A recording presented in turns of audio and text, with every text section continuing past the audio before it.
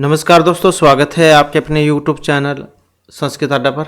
दोस्तों आज की जो वीडियो इसमें हम करने वाले हैं, आपका जो संस्कृत वाला कोई सा भी कॉम्पिटिटिव एग्ज़ाम हो तो सभी एग्ज़ाम के लिए महत्वपूर्ण है, क्योंकि आगे जो आपका नेक्स्ट मंथ हो सकता है, आपका नेक्स्ट दिसंबर या फिर जनवरी में आपका स्टार्ट का एग्ज़ाम भी हो जाए, और या फिर अगर आप इसके अलावा अन्य जो एग्ज़ाम है उसकी भी अगर आप तैयारी कर रहे हैं, चाहे इसमें UGC नेट है या अलग अलग राज्य जो वहाँ पर भी वैकेंसी निकली हुई है, DT+ भी है, तो ये क्वेश्चन आपके सभी एग्जाम के लिए महत्वपूर्ण है। कल वाली भी महत्वपूर्ण थी, अगर आपने नहीं देखी है तो वो वाली वीडियो आपको इस वीडियो के अंत में मिल जाएगी, क्योंकि उससे आगे के ही क्वेश्चन जो आज की वीडियो में हम यहाँ पर करने वाले हैं। तो जिसमें हमारा यहाँ पर पहला क्वेश्चन है कि ज इति कस्य नाम अनंतरम, रामायणस्य, रघुवंशस्य, महाभारतस्य या फिर किरात अर्जुनस्य। तो ये ज जो था ये नाम इनमें से किन का था? तो यहाँ पर हमारा जो आंसर है ऑप्शन रहेगा बी वाला। तो किसका था ये? महाभारत का, क्योंकि जो महाभारत जो है सबसे पहले इसका नाम यही था, जय संहिता, और उस समय जो है इसमें 8000 श्लोक थे, 8000। उसके बाद फिर इसका नाम भारत हो गया। जब भारत हो गया इसका नाम, फिर इसमें जो है 24000 श्लोक हो गए, 24000, और इसके बाद बना फिर महाभारत।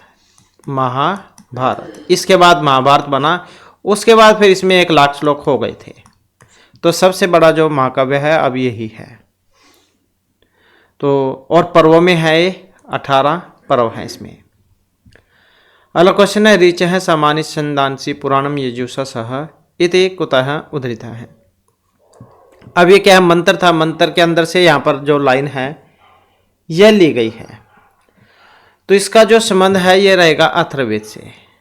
तो अथर्ववेद जो उसमें से ली गई है, अथर्वा जो ऋषि थे इनके नाम पर पड़ा था अथर्ववेद का नाम, और कांडों में है 20 कांड है इसमें। अब इस मंत्र की अगर हम बात करें तो इसमें पृथ्वी या भूमि सूक्त कह सकते हैं आप, जो आता है सबसे पहले ही है 12वें कांड का पहला सूक्त है पृथ्वी या भूमि सूक्त, तो उसमें से लिया गया है। देवता वही होते हैं जिसके ऊपर सूक्त होता है, जैसे भूमि सूक्त है तो भूमि देवता हो जाएंगे, ऋषि इसके अथर्वा है। नेक्स्ट आ जाता है हमारा क्वेश्चन धर्मशास्त्रीय व्यवहारस्य विषय। अब धर्मशास्त्रीय जो विषय इसका मतलब व्यवहार का विषय है, स्मृति आचार निंदा, स्मृति आचार प्रयुक्त रुगणता, स्मृति आचार विरुद्ध परपीड़ा या स्मृति आचार प्रयुक्त निर्धनता। तो धर्मशास्त्रीय व्यवहारस्य विषय है क्या है? तो इसका जो संबंध है ऑप्शन रहेगा बी से, स्मृति आचार विरुद्ध परपीड़ा से। तो याज्ञवल्क्य स्मृति जो है ये ऋषि याज्ञवल्क्य जो उनके द्वारा रचित है, और 3 भागों में है ये, और जिसमें जो दूसरा भाग था उसी को कहा गया है व्यवहार अध्याय। तो इसमें है स्मृति आचार विरुद्ध परपीड़ा।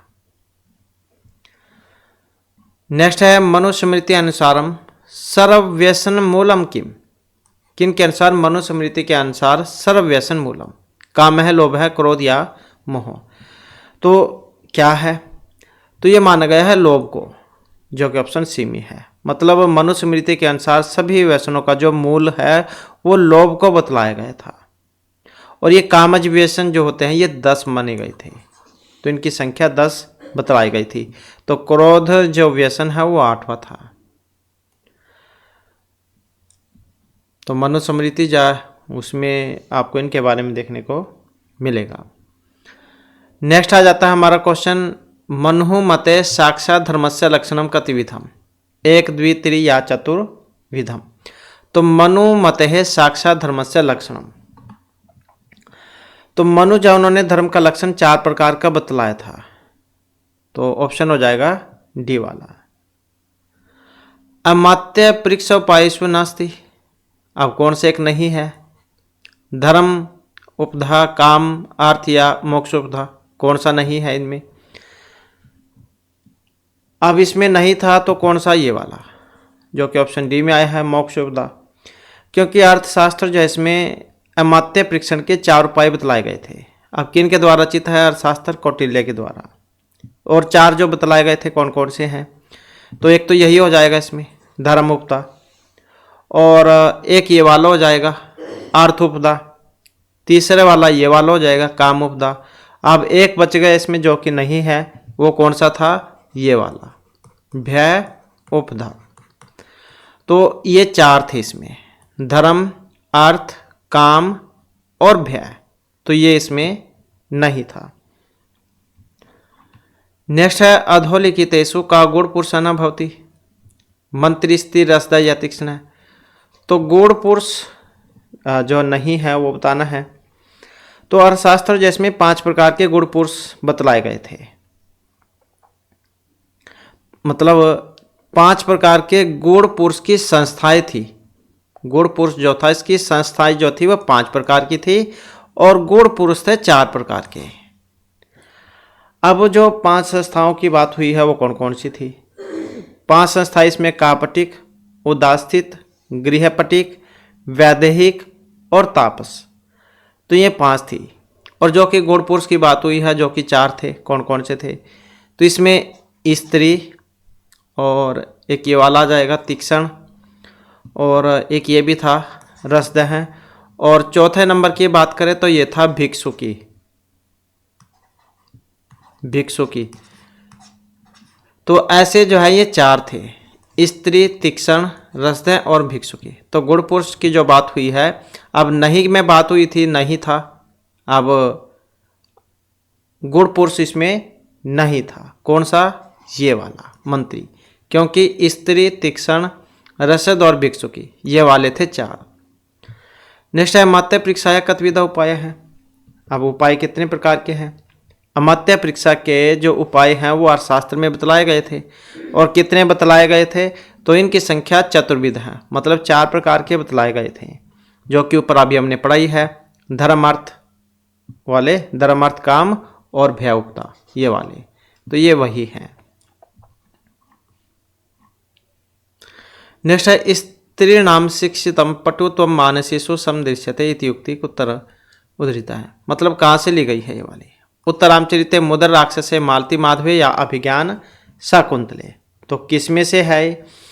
तो इसका जो संबंध है यह रहेगा अभिज्ञान शकुंतलम में से, जो कि ऑप्शन डी में है। मिर्ची कालिदास के द्वारा रचित है और 7 अंकों में है। तो इसमें जो ये 5वां जो अंक था उसमें आया था ये श्लोक, 22वें नंबर का श्लोक है। पढ़ना चाहते हैं तो आप पढ़ सकते हैं।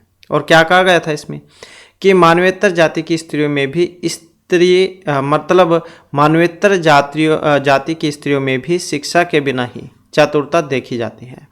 तो ज्ञान संपन्न मानवीय नारियों का तो कहना ही क्या, मतलब मानवीय नारियों में शिक्षा के बिना चतुरता होना स्वाभाविक है। तो इस प्रकार के जो ये श्लोक जो थे उसके अंदर से लाइन है। तो उत्तरामचरित मतलब अभिज्ञान शकुंतलम जो है उसमें से ये ली गई है। इसके बाद आ जाता है नेक्स्ट क्वेश्चन हमारा। क्वेश्चन है रत्नवल्याम प्रधान रस का। रत्नवली नाटिका है मेरे जो हर्ष है उनके द्वारा रचित है, राजा हर्ष के द्वारा। और 3 काव्य जो इन्होंने लिखे थे, रत्नवली नाटिका, प्रिया हर्षिका और जो साथ में नागानंद नाटक है, ये काव्य जो इन्होंने लिखे थे। तो जो नाटिका जो होती है वो हमेशा 4 अंकों में होती है। और इसमें जो अगर हम रस की बात करें तो इसमें शांत रस जो है रहेगा, जो कि ऑप्शन सी में है। और 9 रस होते हैं, श्रृंगार, हास्य, करुण, रौद्र, वीर, भयानक, विभत्स, अद्भुत, शांत। सारों के स्थायी भाव भी अलग अलग होते हैं। तो राजा उदयन और जो रत्नावली थी इनकी प्रेम कथा है इसमें, तो ये आप याद रखिएगा। नेक्स्ट आ जाता है हमारा क्वेश्चन अधस्तन युग्मा नाम समचीन तालकाम चुनुत। इनका क्या है, मिलान करना है। अब जिसका भी पहले पता हो उसी का आप जो है एक बार मिलान करके देख सकते हैं। तो जैसे यहाँ पर अगर हम देखें तो चलापांगा, पहले कोई देख लेते हैं। चलापांगा दृष्टिम सप्रिशसी बहुशः वेप्तुम मतिम। तो अभिज्ञान शकुंतलम जो उसमें से है प्रथम अंक में से, तो वैसे आप देख सकते हैं 1 का 2 में कौन सा है, 1 का 2 ये वाला है। तो मतलब ये सेंसर है हमारा। गुण अनुरोधन विनयना सत्क्रिया, अब ये जो है किरात अर्जुनम जो महाकाव्य उसमें से है, प्रथम सर्ग में से 12वें नंबर का श्लोक है। पढ़ना चाहते हैं तो आप पढ़ सकते हैं। तो बी वाले का 1 हो जाएगा। क्षणम इह मम कंठे बहुपाशम विदेही, तो ये रत्नवली जो नाटिका है उसमें से है, तृतीयांक में से। और पुरातनम त्वम पुरुषम पुराविद है, तो जो शिशुपाल वध है ये इसमें से है, प्रथम सर्ग में से। तो ऐसे जो है इनका मिलान हो जाएगा। इसके बाद है वेते विसारिणी सस पंक्तिम इव अराच्यंत है। अतरंग अलंकार उपमा अर्थांतन्यास उत्प्रेक्षा विरोधाभ्यास। तो वेति विसारिणी सस पंक्तिम इव अराच्यंत है। तो इसमें जो है उत्प्रेक्षा अलंकार है। संभावनम अथ उत्प्रेक्षा परिकृतस्य समेनियत। तो ये जो है इसका लक्षण होता है उत्प्रेक्षा अलंकार का। तो यहाँ पर उपमा अलौकिक होने के कारण उत्प्रेक्षा अलंकार है इसमें। नेक्स्ट है कादम्बरी से। इति शब्दस्य अर्थ है भीरु स्त्री मदिरा अप्सरा परिचारिका। कौन होती है कादम्बरी?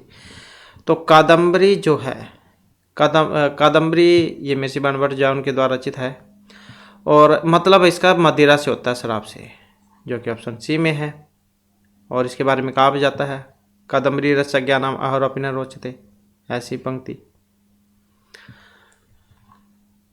इसके बाद है शांतमिदम आश्रम पदम सपूर्ति च बाहु कुतः फलम यह सात्वा भवितव्य नाम द्वाराणि भवन्ति सर्वत्र। वेरी वेरी इंपॉर्टेंट है ये वाला।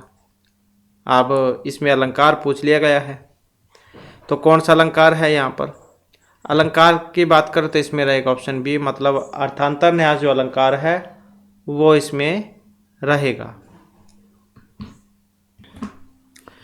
तो अर्थांतर न्यास जो अलंकार होता है इसमें सामान्य का विशेष से या विशेष से सामान्य का समर्थन किया जाता है। तो यहाँ पर भी सामान्य का विशेष के द्वारा समर्थन किया गया है, तो इसी कारण से जो है इसमें अर्थांतर न्यास अलंकार है। नेक्स्ट आ जाता है हमारा क्वेश्चन, कथी अर्थ प्रकृति है। अब जो ये अर्थ प्रकृति जो होती है ये कितनी है या फिर कौन कौन सी होती है, तो ये भी क्वेश्चन जो एग्जाम की दृष्टि से महत्वपूर्ण है और बहुत बार जब पूछा भी गया है। तो अर्थ प्रकृतियों की अगर हम बात करें तो ये 5 होती है, मतलब 5 होती है। अब कौन कौन सी होती है, तो इसमें बीज आ जाएगा, बीज और बिंदु, बीज बिंदु, एक पताका और प्रक्रिया और कार्य। तो ये होती है बीज बिंदु पताका प्रक्रिया और कार्य। तो बीज बिंदु पताका प्रक्रिया कार्य, ये क्या है? 5 अर्थ प्रकृतियाँ होती हैं। अगला क्वेश्चन है दृष्ट नष्टस्य बीजस्य अन्वेषणम भवति। अब ये किस में होता है? प्रतिमुख में, निर्वहन मुख या गर्भ संधि में। तो किस में होता है? अब ये भी 5 ही है, संध्या जो होती है वो भी 5 है, मुख प्रतिमुख गर्भ विमर्श निर्वहन। ऐसे जैसे अर्थ प्रकृति थी 5, ऐसे ही संध्या भी है, तो ये भी 5 ही होती है, मुख प्रतिमुख गर्भ विमर्श निर्वहन ऐसे। तो ये दृष्ट नष्टस्य बीजस्य अन्वेषणम, ये इसमें से किस में होता है? तो ये होगा गर्भ संधि में। इसमें दिखाई देना, पुनः नष्ट हो जाना, इस बीज का अन्वेषण होता है। जैसे कि ये रत्न वाली जो है नाटिका थी, इसके तृतीयांक में उदयन के मन में जो सागरिका वासवदत्ता का वेश धारण करती है, पुनः सागरिका तथा विदूषक के वार्ता से विच्छेद हो जाता है, पुनः प्राप्ति हो जाती है, मतलब मिलना खो जाना, मिलना खो जाना ऐसे। तो वो हो गई गर्भ संधि। नेक्स्ट है इति हेतु तद उद्भव काव्य निर्माण विषय कस्य मतम एतद। तो ये जो मत है यहाँ पर इनमें से किन का है? अब ये पंडित राज जगन्नाथस्य, हेमचंद्रस्य, वाग्भटस्य या जो आचार्य मम्मट है, तो इसमें भी ये लक्षण है, मतलब शक्ति निपुणता लोक शास्त्र काव्यादावेक्षणात् काव्य शिक्षाभ्यास इति हेतु तदुद्भवी, ऐसा है इस कंप्लीट श्लोक। तो ये जो उक्ति जो है आचार्य मम्मट के द्वारा रचित है, जो काव्य प्रकाश जो कि उल्लासों में है, तो उसमें से है इति हेतु तदुद्भवी शक्ति निपुणता लोक शास्त्र काव्यादावेक्षणात् काव्य शिक्षाभ्यास इति हेतु तद उद्भवे, ऐसे है ये। नेक्स्ट है क्रियाया प्रतिषेधपि फल व्यक्ति विशेषोक्ति विभावना समासोक्ति निदर्शना। अब ये जो आपका अलंकार जो था उसके अंदर से है यहाँ पर लाइन ये, तो क्रियाया प्रतिषेधपि फल व्यक्ति विभावना अलंकार के बारे में था ये, क्रियाया प्रतिषेधपि फल व्यक्ति विभावना। तो ये जो आपको जो काव्य प्रकाश है उसमें आपको देखने को मिलेगा, जो कि आचार्य मम्मट द्वारा रचित है। नेक्स्ट है धवन्यालोक इत्यस्मिन् ग्रंथे कति उद्योताः सन्ति। कितने उद्योत है इसमें, और ध्वनि संप्रदाय के लिए किन्हें जाना जाता है? आचार्य आनंदवर्धन को, उन्हीं का है ध्वनालोक। और किस में है? उद्योतों में है ये भी आप याद रखिएगा। कितने हैं इसमें? 4 उद्योत हैं। तो प्रथम उद्योत में ध्वनि का स्वरूप बतलाया गया था और 2 भेद जैसे के भी बतलाए गए हैं, वाच्य और प्रतीयमान। तो इस प्रकार से ऑप्शन ए। नेक्स्ट है नाट्य शास्त्र से अभिनव भारतीय व्याख्याकर्ता। आनंदवर्धन, धनंजय, अभिनवगुप्त या भट्ट है। तो नाट्य शास्त्र की अभिनव भारतीय व्याख्या के कर्ता है। तो कौन है ये? अब याद भी आसानी से रह जाएगा। अभिनव, अभिनव, तो ऐसे भी आप याद रख सकते हैं इसको। तो अभिनव भारती अभिनव गुप्त की क्या है? टीका है।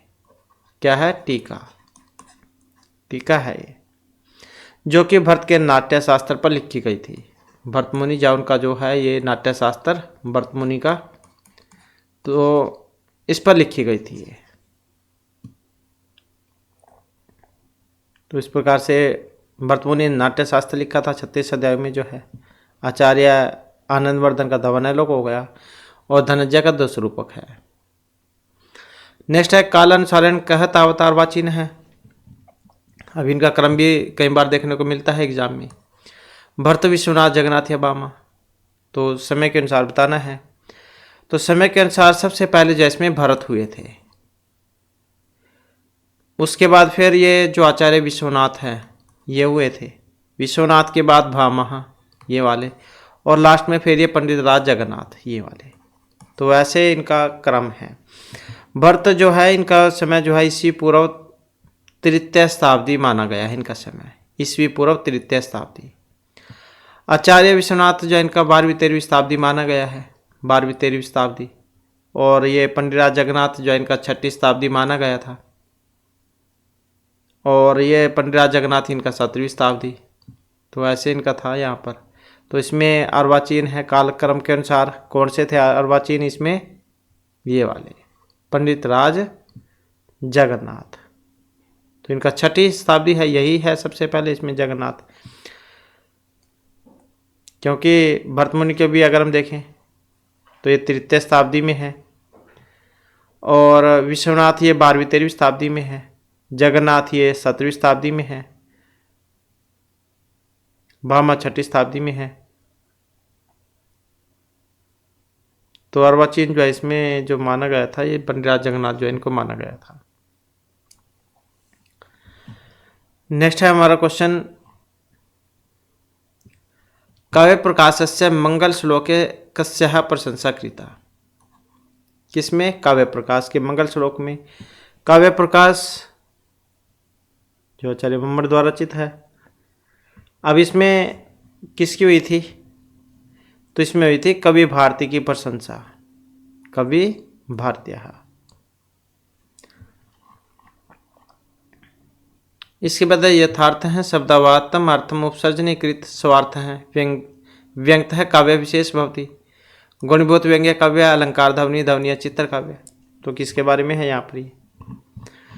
तो ये जो यहाँ पर वर्णन जो हुआ है ऑप्शन बी में, मतलब ध्वनि में। किनका ध्वनि काव्य? ध्वनि के लिए जाना जाता आचार्य आनंदवर्धन को। तो इन्होंने 2 भेद किए थे ध्वनि के, एक वाच्य दूसरा प्रतीयमान। तो उसमें से प्रतीयमान ध्वनि को यहाँ पर बतलाया गया है। तो किसका है? प्रतीयमान ध्वनि का है ये। ध्वनि में भी अगर आपको देखने को मिले यहाँ पर प्रतीयमान, तो ये उसके अंतर्गत आता है प्रतीयमान में। यथार्थ है शब्दावातम अर्थम उपसर्जनीकृत स्वार्थ है व्यक्त है काव्य विशेष साध्वनि इति सुरभि कथित है। अगला क्वेश्चन है तर्क संग्रह अनुसारम कति द्रव्याणि? 5 9 7 या 11। कितने हैं द्रव्य? अब हमने पदार्थ पढ़े थे, पदार्थ 7 थे। द्रव्य गुण कर्म समान विशेष माया भाव ऐसे। तो इसमें कितने हैं फिर द्रव्य? तो ये 9 थे, पदार्थ 7 थे, द्रव्य गुण कर्म समान विशेष माया भाव। आगे इनके भेद हैं फिर ये। तो द्रव्य कितने हैं? ये 9 हैं, 9 द्रव्य। पृथ्वी जल अग्नि वायु आकाश काल दिकात्मा मन ऐसे। जैसे गुण थे 24, तो ऐसे ही हैं सब सारों के अलग अलग। इसके बाद अब वाक्यार्थ ज्ञानी हेतु अस्ति निगमन प्रतिज्ञा सनिधि हेतु क्या है? तो न्याय मत में शब्द प्रमाण का वर्णन करते हुए अन्नम भट्ट ने कहा था, क्योंकि इनका ही है तर्क संग्रह, तो के आकांक्षा योग्यता सनिधि वाक्यार्थ ज्ञान हेतु हो। मतलब वाक्य जो होता है उसमें इन तीनों को होना जरूरी होता है। वाक्य किसे कहेंगे? जिसमें आकांक्षा योग्यता सनिधि तीनों होंगे, उसी को कहा जाएगा वाक्य। तो इस प्रकार से जो है ये सन्निधि वाला इसमें माना गया था। वाक्यार्थ ज्ञान हेतु अस्ति सन्निधि ही, मतलब आकांक्षा योग्यता और सन्निधि वाक्यार्थ ज्ञान में ही हेतु है। नेक्स्ट है हमारा क्वेश्चन, द्रव्य गुण क्रम सामान्य विशेषमय अभाव। अब जो कि अभी हमने ऊपर बतलाए था, ये तो तर्क संग्रह में बतलाया गए हैं। मतलब इनके बारे में अन्नम भट्ट के द्वारा जो रचित है तर्क संग्रह उसमें बतलाया गया है। तो जिसमें क्या थे? 7 पदार्थ थे, द्रव्य गुण कर्म सामान्य विशेष समय अभाव। तो ये जो है अन्नम भट्ट द्वारा जो रचित है तर्क संग्रह उसमें बतलाए गए थे 7 पदार्थ। इसके बाद तर्क संग्रह अनुसार प्रमाणानि सन्ति। अब प्रमाण कितने हैं? किसके अनुसार? तर्क संग्रह के अनुसार। अब त्रीणि चत्वारि पंच षट कितने हैं? तो तर्क संग्रह जो उसके अनुसार थे चत्वारि, 4 प्रमाण थे। प्रत्यक्ष अनुमान उपमान शब्द, प्रत्यक्ष अनुमान उपमान शब्द ये वाले। परमायकरणम प्रमाणम ये भी इसमें आता है, परम के कर्ण को प्रमाण कहते हैं। और तत्कर्णम अपि चतुर्विधम, प्रत्यक्ष अनुमान उपमान शब्द भेदात, तो ये चत्वारि थे। परमा इति उच्यमाने अधोलिखितेषु कस्य निरसनम भवति, परमिति समृति अनुमिति या उपमिति ही। तो परमा के कहने पर परमिति का ज्ञान होता है, जबकि संस्कार मात्र से उत्पन्न ज्ञान समृति है। और परामर्श जन्य ज्ञानम अनुमिति ही, मतलब परामर्श से उत्पन्न ज्ञान अनुमिति है। और संज्ञा और संज्ञी के संबंध में ज्ञान उपमिति है, संज्ञा संज्ञी संबंध ज्ञानम उपमिति ही। तो किसके बारे में है? परमिति के बारे में। तो परमिति उच्यमाने अधोलिखितेषु कस्य निरसनम भवति, परमिति ही। इसके बाद है परमायकरणम किम, परमाता प्रमाणम परमेय इंद्रियासन्निकर्ष है। क्या है परमा का कारणम? परमायः कर्णम प्रमाणम, जो कि अभी हमने ऊपर बतलाया था। परमा के कारण को प्रमाण कहते हैं, जो कि 4 होते हैं। प्रत्यक्ष अनुमान उपमान शब्द भेदात, ऐसे। तो इस प्रकार से जो हमारी क्लास में महत्वपूर्ण क्वेश्चन थे, नेक्स्ट वीडियो इसमें आपके लिए नए जो महत्वपूर्ण क्वेश्चन हम लेकर आएंगे। और हमारे साथ अंत बनाने के लिए धन्यवाद।